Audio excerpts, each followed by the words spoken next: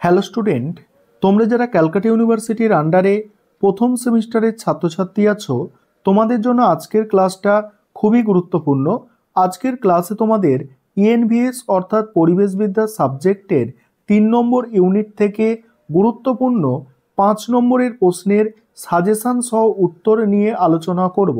তাহলে তোমরা আজকের ক্লাসটা প্রথম থেকে শেষ পর্যন্ত দেখতে থাকো এবং 3 নম্বর ইউনিট থেকে কোন প্রশ্নগুলো তোমাদের জন্য 5 নম্বরে গুরুত্বপূর্ণ তোমরা দেখে নাও। তার আগে তোমাদের একটু কোয়েশ্চেন প্যাটার্নটা বলে দেব। তোমাদের প্রথম সেমিস্টারে 50 নম্বরের পরীক্ষা হবে ইএনভিএস সাবজেক্ট। এখানে 3 ধরনের প্রশ্ন থাকবে। 5 নম্বরের প্রশ্ন থাকবে 4টে, 2 নম্বরের প্রশ্ন থাকবে 10টা এবং 1 নম্বরের প্রশ্ন থাকবে 10টা। এই হচ্ছে তোমাদের কোয়েশ্চেন প্যাটার্ন। এবারে তোমরা 5 নম্বরের প্রশ্নের অ্যান্সারগুলো দেখে নাও ইউনিট 3 থেকে। আরেকটা বিষয়, 5 নম্বরের প্রশ্নের অ্যান্সার যদি তোমরা করে নাও তাহলে কিন্তু তোমরা এর থেকেও কিছু 2 নম্বরের প্রশ্নের অ্যান্সার এবং এমসিকিউ প্রশ্নের অ্যান্সার তোমরা দিতে পারবে। প্রথম প্রশ্ন যেটা আছে 3 নম্বর ইউনিটের, পুনর্ভব ও অপুনর্ভব সম্পদ সম্পর্কে আলোচনা করো। পরের প্রশ্ন দেখো, আমি স্ক্রল করে যাচ্ছি, তোমরা তোমাদের সুবিধা মতো অ্যান্সারগুলো স্ক্রিনশট করে নেবে।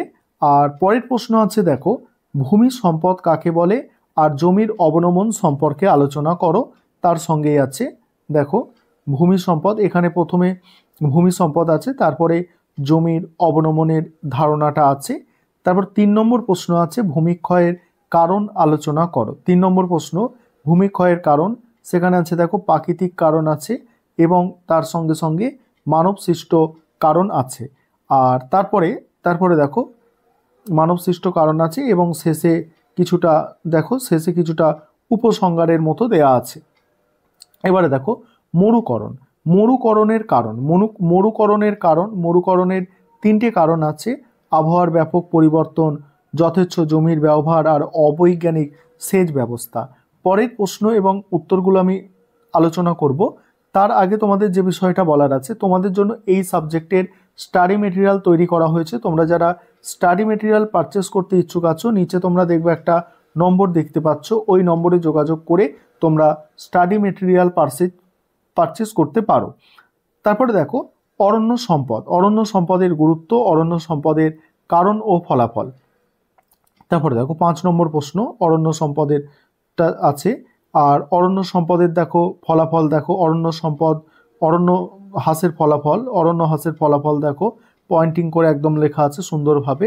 তারপর খরা ও বন্যার কারণ আলোচনা করো। খরা কারণ এখানে আছে, প্রাকৃতিক কারণ, তারপরে আছে দেখো মানব সৃষ্ট কারণ, তারপরে বন্যার কারণ আছে, দেখো বন্যার কারণও এইভাবে আছে, প্রাকৃতিক কারণ আছে এবং মানব সৃষ্ট কারণ আছে। পরের প্রশ্ন হচ্ছে শক্তি সম্পদ কাকে বলে আর শক্তি উৎপাদনে পরিবেশের প্রভাব। শক্তি সম্পদ প্রথমে আছে, তারপরে শক্তি উৎপাদনে পরিবেশের প্রভাব। দেখে নাও তোমরা অ্যান্সারটা। এবারে 8 নম্বর প্রশ্ন দেখো। 8 নম্বর প্রশ্ন বিকল্প ও অচিরাচরিত শক্তির ব্যবহার।